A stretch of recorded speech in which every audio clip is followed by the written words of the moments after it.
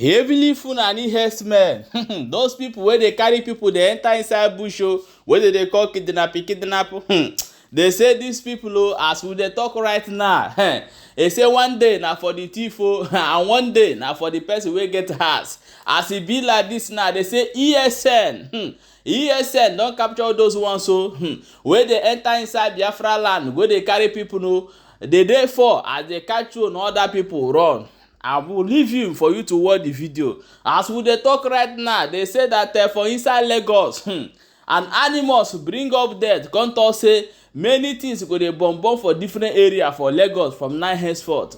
Immediately when they drop this information or today, now we come dey hear some parts don start dey burn on radio. I go still show you the video, make you watch.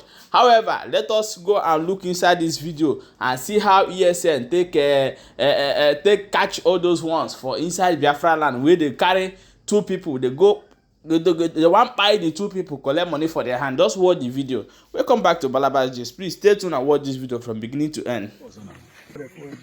How the muddy for Marinabo Barosso, Ekajidero Marinab? Yeah? Yeah, we never have kidnapped ever. Never. Yeah, when you have kidnapped. Oh, yes, the island, what do you see? A very sad year weekend. Oh, yes, Robert my aquapo. Biafra Bunkai. No retrieve, no surrender. Oh, yes, no, mamma. I would see a tico, we can wake out water. I got AJ, I got Anna. Yeah? Aso no gadra imma. Mana ndi Hausa sina mandra imma, Fulani sina mandra imma. Oh for abia. Iya bo ndi na-egbuchichi mmadụ na-erepụsi ndị mmadụ n'ime ọhịa. Ọha abia. Ndị echele. Ndị na-eri ebe ha na-akọrọ. Na ndị hefty men ndị ha chọka akọ na n'akụkụ. Ememi na ha for nothing. Ugbo ọka si na enwe na ya kọlụ ugbo. Na-egbuchichi ndị bai. Na nwere ihe ame. ESN! ESN! ESN! Yeah? Is from Okabi? Yeah. Okay, what did you call you going to do? What did they do? What did be a walk? What did be a walk? May I kill Eh? What did be a name? What did they work for here? Babu English ko? Bring Tambeka. May I palu munkamaka? May I palu munkamaka? What you have will catch you? What do you do? Muntaone muda mukana mukama. Can I walk out? No, Mama, can I Magana Banza? What is your name? Musa. Musa. Musa who? Musa. Who? Musa. Musa who? Musa. What's your father's name? Okay, Ibrahim. Okay, your father's name is Ibrahim. Musa Ibrahim. Where are you from? Oka. Oka. What do you call you can do? Kidnapping. Kidnapping. Now you dey kidnap people from back here. I follow this man. I ain't do kidnap for this area. Okay, now this one they do kidnap for this area. My brother called me here. Okay, now brother call you. Die go run. Okay, that go run. That one, the one where you name? The one where run? Where you name of the one where run?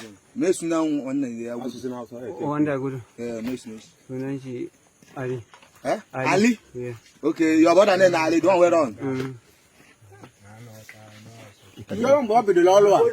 Which time you start this work? How many time now? Which time I start this work? How many years now? Mimi do beno jawan wana tunga kirani. How many years? Wana tunga kirani na tona. Okay, this one will catch you now. Now you don't do before. Who be Oga? Who be Oga? Yeah. Who be Oga? Die go run. You go run. That one will run. Okay, that one where they run. Yeah. Maybe Oga. We go and talk to him now. Why did you lie? One day good. Oga. Who be Oga? That Oga why they get gone. He there for Oka. Now in get Oga this boy. Why they do kidnap for here? Now in they get gone. Now in they do kidnap for this area. That Oga he there for Oka now. What be name of the man? What is name? Okay. I don't know. As this my name, Oka. You know what tell me your name? Umar. What is your organ name? Umaru. Yeah. Umaru who? One day I go to Ali Sunanji. Ali. Yeah. Yeah, I You couldn't know, go you don't go talk to him. no one say. You go talk to him. Not true. I go. Yeah, wait, no one say. Make am 3 times. Afọ m bụ Patrick Nwankwo. Abịara maka igote anọ na Mgbakwu. Abụ m Enugu steeti. Anyị na-esi anị na-anazi ka anyị jee na the compound ndị bizigoro anyị anọ. Mmiri anyị na-apụta n'aka youth center. Egbe dabara ndị na tatatatatatatatata. Anyị tie revise. Ha nwa chụba anyị. Anyị gbaa break. Ha kpụrụ anyị baa ime ọhịa. Ha gbagodozie n'ime ọhịa wee pụtazie site Amanuke ebe anyị nọ kịta nwa. So nọ ya bụ ife mere and na egbe ha ji wee jee ọrụ and na dia leader here. Onye nke abụ dia. Nke ahụ leader. Onye nke abụ dia leader. Onye nke abụ ji egbe wee surrender. Onye nke abụ dia leader na-ede difa to spawn ka a si eje. Otu a ka o si wee mee. Aha m bụ Paul Ezeanyika from Ugagụhata local government. Ọkwa ofu business ya ka anyị bịa. So mgbe anyị bịaziri ụdị ihe a ka ahụrụ ndị Fulani a were egbe gbaba kpakpakpakpakpa anyị mapụta. Ibiri mgbe m na-amapụta na maka ụzọ akpọchiene m ha wụọ gwuo isi n'ala nwee ike mapụta. So onye nke atụdo m egbe ọ ga I will say abeg don't shoot abeg I beg ayọgudoro ya rịọ ya smoke come on. So mgbe a pụtaziri ma ndị adọkọta anyị sị anyị kpudo ihu n'ala dere ha jezie ma ego anyị dewere na moto m ihe ha wekọrọ ego ahụ ha were ego niile ahụ bịakwazie ebe a ji ya mere ebe a pụtara ha maa sachi were my phone m were ma ego niile dị na akpa m even ihe speki ha chọkwuru iwere ya m si ya I don't spoil na ha zụ oke karị. So ya bụ ihe ọ gbagwojuru m anya nke bụ eziokwu mana ihe m na-ekwu owu Chineke dewere ndị isi ya dịkwuo maazị nna anyị ukwu Chineke ga-eme ka o si ebe ahụ ọ nọpụta n'aha Chukwu okike abịa ma Eko. Ikwu ka ọ lere. Akwa ọka na edit. Dịka 2 minutes.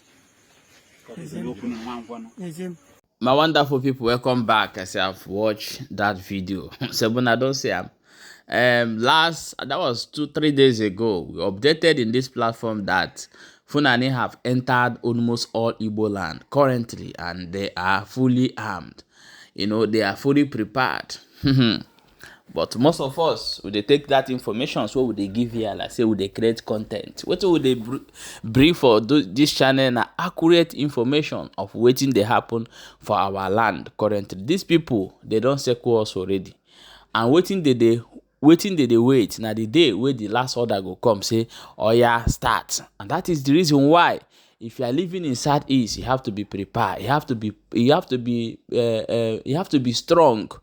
You have to have something to make sure say you wish you to protect yourself before the men enter. So now so we build, and I will say we bring them constitution. I want to know waiting they happen for the area. My wonderful people, please, I want you to share this video so that our people need to get this information and know waiting they happen, because we cannot just sit down. Somebody from somewhere else go come our land, call it by our people, go push us come out. And even those governors know say these people they are around. They know, and they protect them. When these men try to penetrate all this area, they no go gree make they enter into that area. But thank God, say this one they no succeed, because if they say they succeed, these people where you see there, nobody go know their whereabouts today. But however, it don't be as it don't be. Thank God, say ESN catch these people, and our people are safe. Please share the video.